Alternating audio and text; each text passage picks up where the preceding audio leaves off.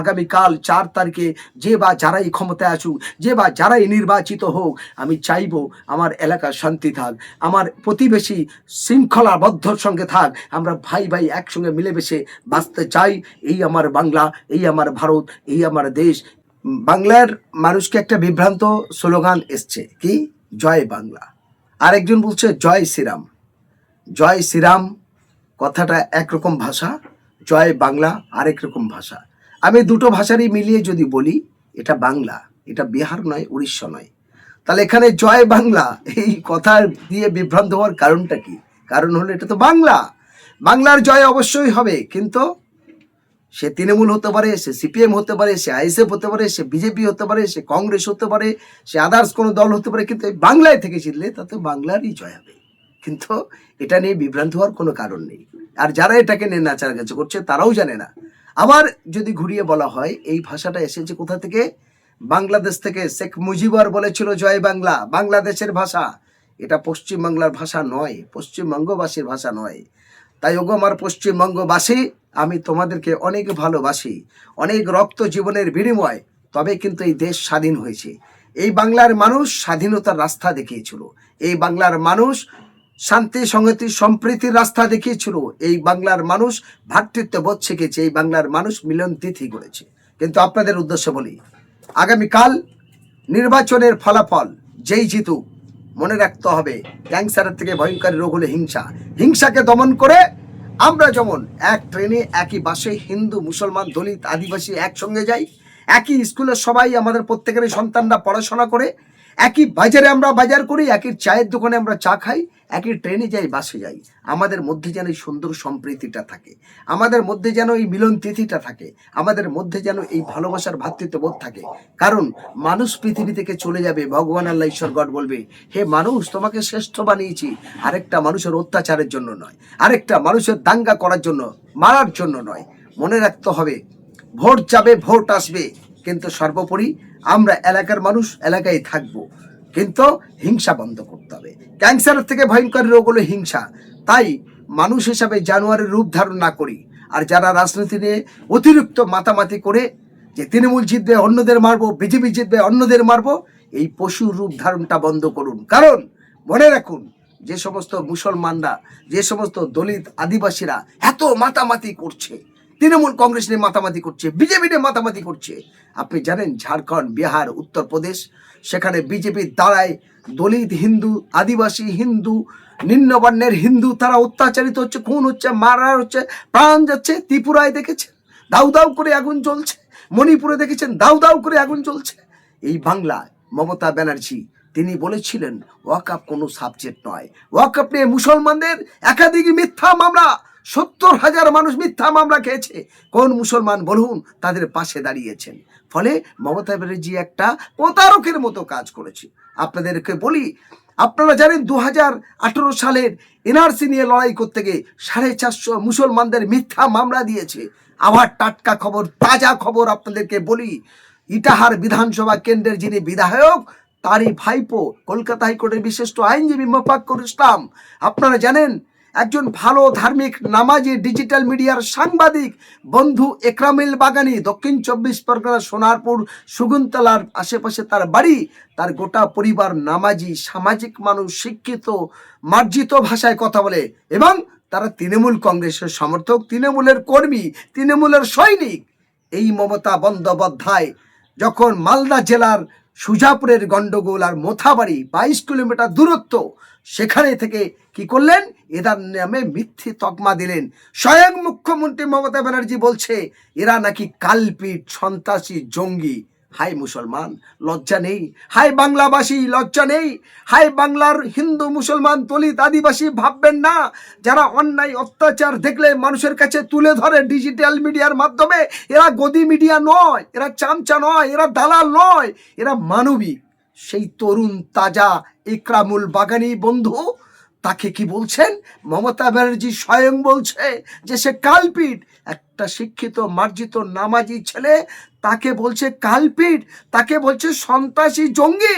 এনআইএর ধরে সে এখন জেলে আছে, তার ছোট ছোট শিশুরা তারা কাঁদছে, তার বৃদ্ধ বাবা বৃদ্ধ মা বাড়িতে কাঁদছে। আর আপনারা তাদের জন্য লড়াই করে দাঙ্গা করবেন না। বন্ধু, দাঙ্গা করবেন না, দাঙ্গা করার কোনো উপায় নেই। আল্লাহ তাআলা বলছে, একজন মানুষ মরে গেলে আমরা শুনলে কানে কি বলি? একটা মানুষ রাস্তায় অ্যাক্সিডেন্ট হলে আমি মানুষ, আমার বিবেক সালা দেবে। ওই মানুষটাকে তুলে রেখে একটু ট্রিটমেন্ট করা, একটু ঔষধ দেওয়া, একটু চিকিৎসা করা, এটা মানবিক। নাহলে মানুষ রূপে জানোয়ার হয়ে যাবে। সুতরাং আমি আপনাদের বলতে চাই, যার জন্য জয় বাংলা স্লোগান নিয়ে দাঙ্গা করছেন, যার জন্য বম অস্ত্র বন্দুক নিয়ে যাচ্ছেন, সে আপনার নয়, সে আপনার নয়, সে আপনার নয়। কারণ আপনি যতদিন ওই তৃণমূলের ঝান্ডা ধরে গুন্ডামি করবেন, ততদিন আপনাকে ভালোবাসবে। তারপর সময় পেলে ওই আপনাকে জুতো দিয়ে পালিশ করে দেবে, যেমন করছে মফাক্কর ইসলাম। 2016 তৃণমূল কংগ্রেসের বিধায়কের ইলেকশন এজেন্ট ছিল, আজ সে সন্ত্রাসী, সে কালপিট হয়েছে। যে একরামুল বাগানি গোটা পরিবার তৃণমূল কংগ্রেস করে, আজ সে কালপিট, সে জেলের বন্দী। তার ছোট ছোট শিশুরা খাচ্ছে, তার বৃদ্ধ বাবা মা নামাজের পাঠি বসে খাচ্ছে। আল্লাহ, আমার ছেলের মুক্তি দাও, নিঃশর্তে মুক্তি দাও। তার জন্য আমরা আন্দোলনকারী মানুষ, আমরা যারা মানুষের অন্যায় অত্যাচারের বিরুদ্ধে মুভমেন্ট করি, তুলে ধরি, আমরা বলছি একরামুল বাগানের নিঃশর্তে মুক্তি চাই, তার মুক্তি চাই, মুক্তি চাই। আমরা বলছি একরামুল বাগানের মুক্তি চাই, আমরা বলছি মফাক্কুর ইসলামের মুক্তি চাই, আমরা বলছি 2019-এ 450 মুসলমানদের মিথ্যা মামলা দিয়েছে, আমরা বলছি ওয়াকফের কেন্দ্র করে 70,000 মুসলমানকে মিথ্যা করে এই মমতা ব্যানার্জির পুলিশ ফাঁসিয়েছে। আমরা বলছি বাংলার হিংসা মুক্ত চাই, আমরা বলছি বাংলার শান্তি চাই, আমরা বলছি ভোট যাবে, ভোট আসবে, আমরা হিন্দু মুসলমান একসঙ্গে একই বাজারে, একই হাটে, একই গ্রামে, একই এলাকায় থাকবো। কেন আমাদের মধ্যে এটা হবে?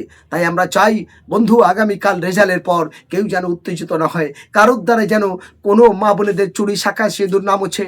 আমরা বলতে চাই তাই কোনো মানুষের দ্বারায় কোনো বাচ্চা যেন এতেই মহরাত না হয়, তার অভিশাপ তো আমাদের হবে। তাই আল্লাহ তাআলা বলছে, হে মানুষ, তুমি কিন্তু কাল পরকালের জন্য কিয়ামতের দিনে তুমি জবাবদিহি হবে। যেমন অন্যায় করবে তেমন তার ফলও পাবে। তাই তুমি ভালো কাজটা করে যাও। তার জন্য তো দান, তার জন্য তো যাকাত, তার জন্য সাদকা, তার জন্যই তো মানুষেরকে সাহায্য করতে হবে। তাই ভগবান আল্লাহ ঈশ্বর গড বলছে, ক্ষুধার্ত মানুষের খাবার দাও, আশ্রয়হীন মানুষের আশ্রয় দাও, যার কিছু নেই তার থাকার ব্যবস্থা করো, যার পোশাক নেই তাকে একটু বস্ত্র দাও। এটা মানবিক দায়িত্ব। আর আমরা সেই দায়িত্বহীনতা হয়ে রাজনৈতিক স্বার্থ সিদ্ধি করা নেতাদের কথা শুনে পাড়ায় পাড়ায় দাঙ্গা লাগাবো, গ্রামে গ্রামে দাঙ্গা লাগাবো, মানুষের মধ্যে দাঙ্গা লাগাবো, এই জিনিস করবেন না। আমি হোসেন গাজী একজন মানবাধিকার কর্মী হিসাবে হাত জোড় করে বলছে, কারণ সামাজিক ব্যবস্থাপনায় আমার দেশ, আমার সমাজ, আমার সর্বস্তরের মানুষকে বাঁচানো, মানুষের সঠিক পথে পরিচালনা করা, এটা মানবিক দায়িত্ব, এটা মানসিক কর্তব্য, এটা মানুষের মধ্যে পড়ে। আর মানুষ রূপে যারা জানোয়ারের রূপ ধারণ করে তারা মানুষ নয়। তাই আল্লাহ তাআলা ভগবান ঈশ্বর গড বলছে, মানুষের মধ্যে দুটো অংশ, একটা মানুষ, একটা মানহুস। মানহুস জ্ঞান যদি না থাকে, সে মানুষ রূপে জানোয়ারের রূপ ধারণ করে। তাই তো ভগবান আল্লাহ ঈশ্বর গড বলছে, পৃথিবী এতগুলো প্রাণী থাকতে আমি তোমাকে মানুষ বানিয়েছি, তুমি সর্বশ্রেষ্ঠ, তুমি তোমার দুঃখ কষ্টের কথাটা বলতে পারো, তুমি সারা পৃথিবী ঘুরতে পারো, তুমি চোখে দেখে উঁচু নিচু বুঝে দৌড়াতে পারো, সারা পৃথিবী ভ্রমণ করতে পারো। ও মানুষ, তুমি আরেকটা মানুষকে ভালোবাসো, যদি ভুল করো তার কাছে ক্ষমা চাও। আমি দেশবাসীর কাছে অনুরোধ করে বলতে চাই, এই ভারত আমাদের, এই বাংলা আমাদের, এই বাংলায় আমরা জন্মেছি, এই ভারতের মাটিতে আমার বাবা, আমার দাদু, আমার ঠাকুরদা, ঠাকমা, আমার পূর্বপুরুষ এই দেশে জন্মেছি। এই দেশ আমাদের কাছে পবিত্র, এই দেশের মাতৃভূমি মাটি আমাদের কাছে পবিত্র। তাই এই পবিত্র মাটিতে জন্মে অপবিত্র করতে দেবেন না। তাই কোনো হিংসা নয়, কোনো দাঙ্গা নয়, কোনো দাঙ্গা নয়, কোনো খুন নয়, কোনো মার্ডার নয়, কোনো অত্যাচার নয়। আমরা সম্প্রীতি করতে চাই, কারণ আমরা সেই মানুষ যে নবাব সিরাজদৌলাতের মানুষ, আমরা সেই মানুষ নেতাজি সুভাষচন্দ্র বসুর মানুষ, আমরা সেই মানুষ কাজী নজরুল ইসলামের দেশের মানুষ, আমরা সেই মানুষ যারা ইংরেজ ব্রিটিশদের তাড়িয়ে আমাদের দেশ 1947 সালের 15 আগস্ট দেশ স্বাধীন হয়েছে। তাই 15 আগস্টের স্বাধীনতার পতাকা তুলে আমরা এখনো স্বাধীনতা পালন করি। তাহলে আমার দেশের স্বাধীন দেশের জনগণকে কেন পরাধীন করে রাখতে চাই? কেন হুমকে চুমকে তার গণতান্ত্রিক অধিকার কেড়ে নিতে চাই? ওগো বাংলাবাসী, আমি তোমাদের অনেক ভালোবাসি। বিবেকে হাত দিয়ে একবার সাড়া দিয়ে বলো, তুমি যেমন কর্ম করবে তেমনই ফল পাবে। তুমি পৃথিবী থেকে চলে যাবে, তোমার ব্যবহার আচার আচরণটা পৃথিবীর মধ্যে দাউ দাউ করে জ্বলবে, স্মৃতিটা থাকবে।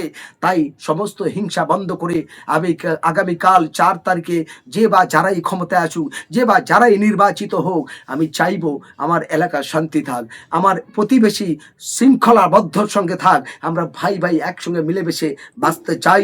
এই আমার বাংলা, এই আমার ভারত, এই আমার দেশ, এই আমার ঐক্য। এই ঐক্যর দাবি রেখে সকলের কাছে করজোর আবেদন রেখে বলতে চাই, সমস্ত হিংসা বন্ধ করুন। যে জয় হবে সে 5 বছরের জনপ্রতিনিধি হিসাবে নিরপেক্ষভাবে ভূমিকা পালন করবে। যারা সরকারে দায়িত্ব আসবে তারা সঠিকভাবে 5 বছরের সর্বস্তরের মানুষের সমান চোখে সমান অধিকারভাবে নিরপেক্ষ ভূমিকা নিয়ে মানব সেবার কাজ করবে। এই আবেদন আমি হোসেন গাজী মানবাধিকার কর্মী রেখে আমি আমার কথা এখানে শেষ করছি। শুধু একটাই কথা বলি, কাল 12টা পর্যন্ত ম্যাক্সিমাম 4 মে ম্যাক্সিমাম রেজাল্ট এসে যাবে।